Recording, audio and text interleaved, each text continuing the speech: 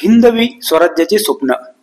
छत्रपती शिवाजी महाराजांनी हिंदवी स्वराज्याचे स्वप्न पाहिले आणि ते साकारण्यासाठी अथक प्रयत्न केले. त्यांचे हे स्वप्न केवळ एका राज्याचे नव्हे तर संपूर्ण देशाच्या स्वातंत्र्याचे प्रतीक होते. राजमाता जिजाऊ आणि शहाजी राजे भोसले यांनीही या स्वप्नात महत्त्वपूर्ण योगदान दिले. छत्रपती शिवाजी महाराजांनी आपल्या मराठा साम्राज्याची स्थापना करून एक स्वतंत्र राज्य निर्माण केले, जे परकीय सत्ताविरुद्ध लढले. शिवाजी महाराजांनी आपल्या राज्यकारभारात न्याय, समानता आणि जनतेचे कल्याण यावर भर दिला, ज्यामुळे ते एक आदर्श शासक बनले. राजमाता जिजाऊ आणि शहाजीराजे भोसले यांचे योगदान. त्यांनी छत्रपती शिवाजी महाराजांना स्वराज्याचे स्वप्न दाखवले आणि त्यांना प्रेरणा दिली.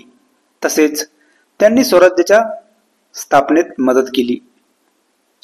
राजमाता जिजाऊ यांचे स्वप्न हे हिंदवी स्वराज्याचे स्वप्न होते.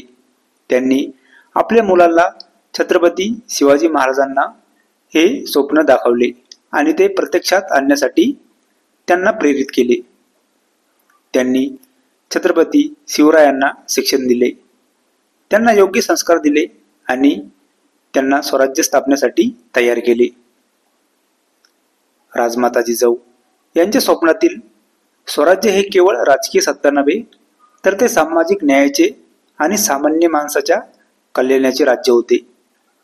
त्यांनी नेहमीच लोकांना न्याय मिळवून देण्याची आणि त्यांचे कल्याण करण्याची अपेक्षा केली. छत्रपती शिवाजी महाराजांनी राज्य स्थापनेसाठी आणि लढाईसाठी कोणत्याही परकीय शक्तीवर अवलंबून न राहता स्वतःच्या समाजात आणि त्यांच्या संकुलात सामर्थ्य निर्माण करण्याची आवश्यकता दर्शवली. स्वराज्याची शपथ. छत्रपती शिवाजी महाराजांनी रायरेश्वराच्या डोंगरावर स्वराज्याची शपथ घेतली आणि ते स्वराज्याचे प्रतीक बनले. राज्याभिषेक. 6 जून 1674 रोजी छत्रपती शिवाजी महाराजांचा राज्याभिषेक झाला, ज्यामुळे हिंदवी स्वराज्याची औपचारिक सुरुवात झाली.